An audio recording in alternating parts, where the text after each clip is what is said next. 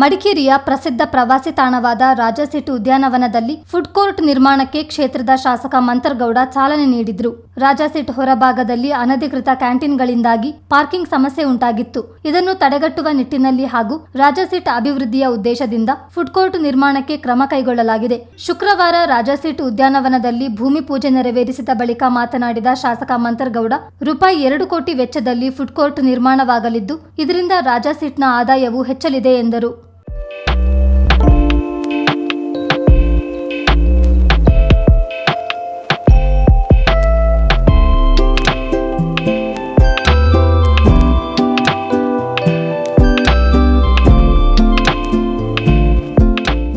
ಇವತ್ತು ರಾಜಾಸೀಟ್ ವ್ಯಾಪ್ತದ ಒಳಗೆ ಬಂದಂಥ ಫುಡ್ ಕೋರ್ಟು ಕಾರಣ ಏನು ಅಂತಂತಂದರೆ, ಇಲ್ಲೀಗಲ್ ಆಗಿ ಎಷ್ಟೋ ಜನ ಹೊರಗಡೆ ಕಟ್ಟಡ ಅವರವರೇ ಒಂದು ಟೆಂಪ್ರರಿಯಾಗಿ ಒಂದು ಕ್ಯಾಂಟೀನ್ ಮಾಡ್ಕೊಂಡಿದ್ರು.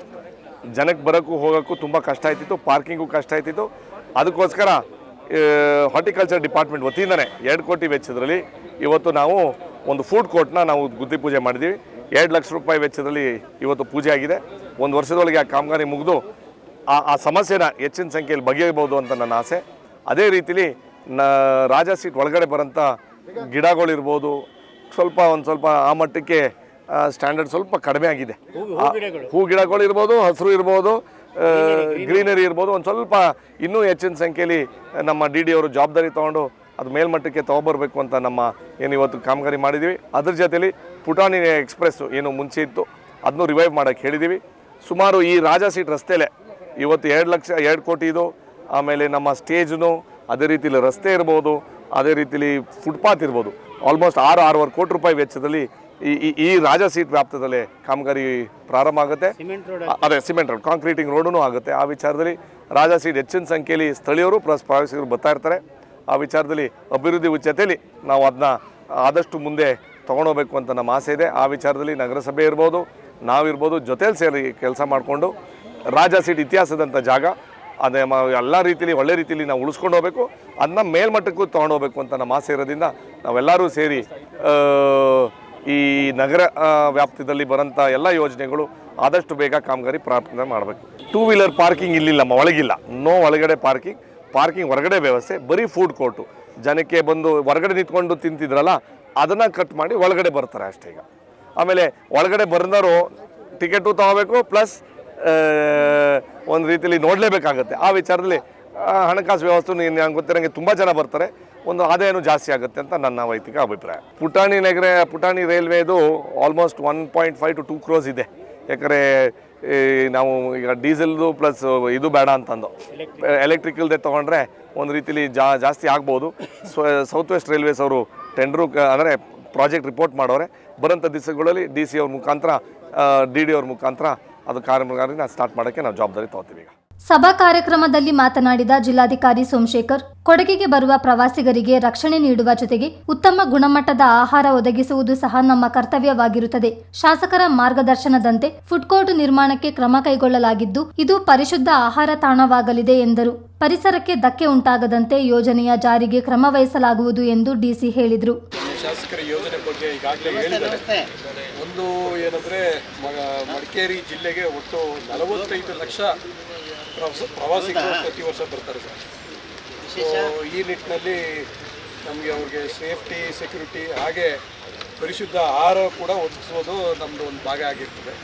ಸೊ ಈ ನಿಟ್ಟಿನಲ್ಲಿ ಇಲ್ಲಿ ಯಾರು ರಾಜಾಸೀಟಿಗೆ ಬರ್ತಾರೆ ಅವರಿಗೆ ಒಂದು ಪರಿಶುದ್ಧವಾದಂಥ ಆಹಾರವನ್ನು ಕೊಡೋದಕ್ಕೆ ಒಂದು ಸಹಕಾರ ಆಗಲಿ ಅನ್ನುವ ದೃಷ್ಟಿಯಲ್ಲಿ ಮಾನ್ಯ ಶಾಸಕರು ಅವರ ಮಾರ್ಗದರ್ಶನದಲ್ಲಿ ಈ ಒಂದು ಯೋಜನೆಯನ್ನು ನಾವು ಕೈಗೆತ್ತಿಕೊಂಡಿದ್ದೀವಿ.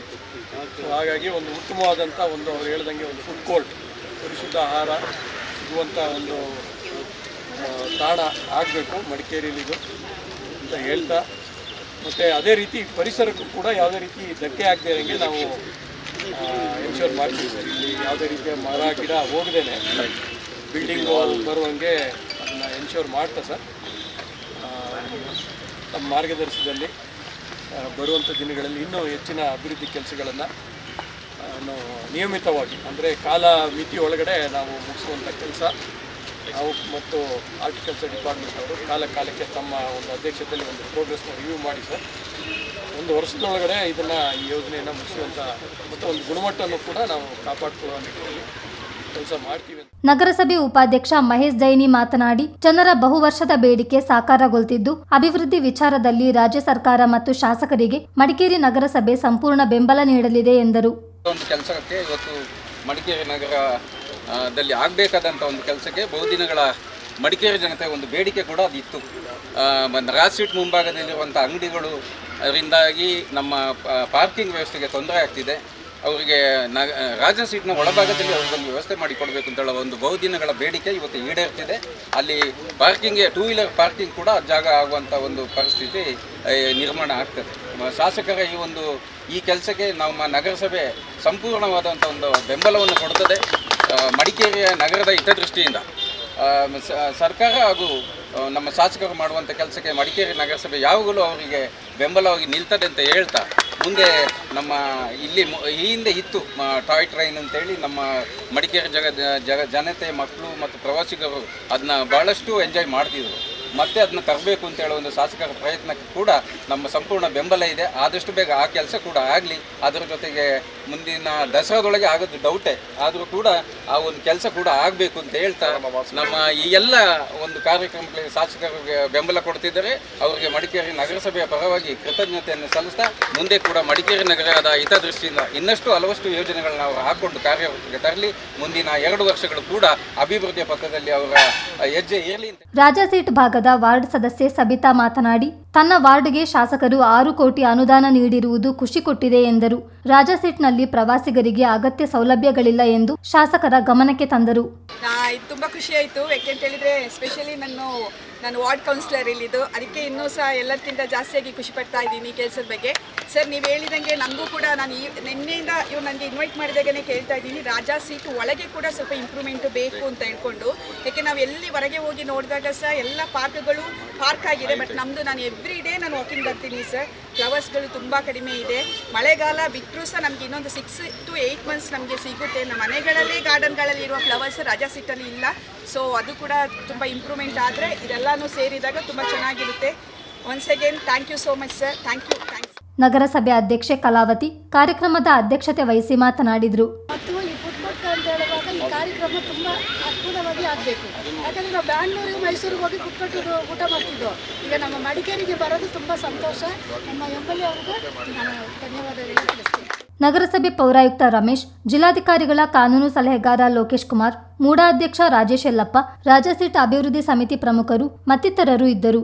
ಇದೇ ಸಂದರ್ಭ ಮುಖ್ಯಮಂತ್ರಿಗಳ ಮೂಲಸೌಕರ್ಯ ಅಭಿವೃದ್ಧಿ ಕಾರ್ಯಕ್ರಮ ಹಾಗೂ ರಾಜ್ಯ ವಿಪತ್ತು ಉಪಶಮನ ನಿಧಿ ಯೋಜನೆಗಳ ಮುಖಾಂತರ ಮಡಿಕೇರಿ ನಗರಸಭೆ ವ್ಯಾಪ್ತಿಯ ರಸ್ತೆ ತಡೆಗೋಡೆ ಅಭಿವೃದ್ಧಿ ಕಾಮಗಾರಿಗಳಿಗೆ ಶಾಸಕ ಮಂತರ್ಗೌಡ ಚಾಲನೆ ನೀಡಿದರು.